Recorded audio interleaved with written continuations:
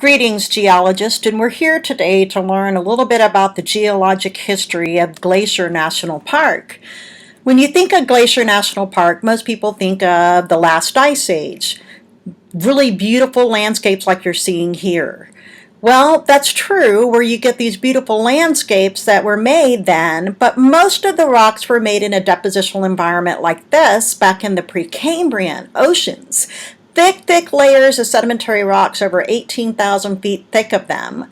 Stromatolites are found throughout the park, indicating shallow marine environments. You'll find mud cracks, indicating the same tidal flat type situations, along with ripple marks. As you look at the park, you'll also see that it's undergone substantial plate tectonic problems, such as the Lewis Thrust Fault and the tilted rock beds that you're seeing in the area.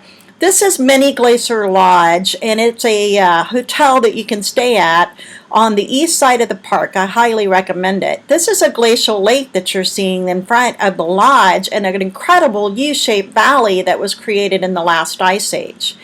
This is a glacial horn created by valley glaciers that eroded all down that particular mountain edge. And these rocks over here to your left are rochers montagnais.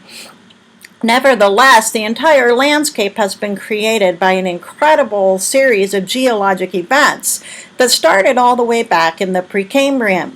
So when you're thinking about Glacier National Park, most people just say, hey, the last ice age. Well, I want you to know that there are billions of years held in these rocks. Here's some more rochers montagnais for you. That's a particular landscape caused by valley glaciers and continental glaciers. This is the Weeping Wall. It is a very famous place in Glacier National Park, and you'll be able to see the cars drive by in just a second. And yes, they can get wet, like this sports car right there. That's from snow melt that has turned into groundwater through the ground and has found a place to exit the ground. This is the power of running water. This is the river that goes along the Go Into the Sun Road, which is a famous byway that is in Glacier National Park. I might add, all of these rocks that you see, most of them are the Grinnell Formation, which is Precambrian in age. This is very indicative of differential weathering, and all of this runoff comes from melting glaciers today. If you go to Glacier National Park, it's possible you might see some really cool wildlife, like this marmot. Believe it or not, somebody threw out their Starbucks, and that's what he's eating for breakfast. In this case, you're looking at a black bear. This one's actually injured, by the way, and the park rangers were out there to help it.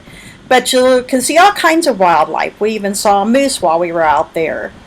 But this incredible landscape, when you look at these amazing rocks, and remember I said there are over 18,000 feet of just sedimentary rocks. I didn't include the metamorphic and igneous rocks that are there as well. Well, they all got sculpted in the last ice age, starting about 2.8 million years ago, and had cycles of ice carving that occurred. And this ice carving has created this remarkable glaciated valley that people come to see from all over the world. So you can see why, if you're wondering why it's kind of hazy, there had been some fires that had happened in places like Idaho and places like Washington State and California before I came out here on my sabbatical. The point is this, that Glacier National Park has undergone a variety of depositional changes throughout geologic past, which has led to its incredibly rich history of rock record and fossil record. So when you get a chance to go see this geologic wonder, please look at it with a different pair of eyes. Let your lens be tainted with the historical knowledge that you're gaining from this class, and understand that what you're seeing happened over a long stretch of geologic time. See you at the next stop. Bye.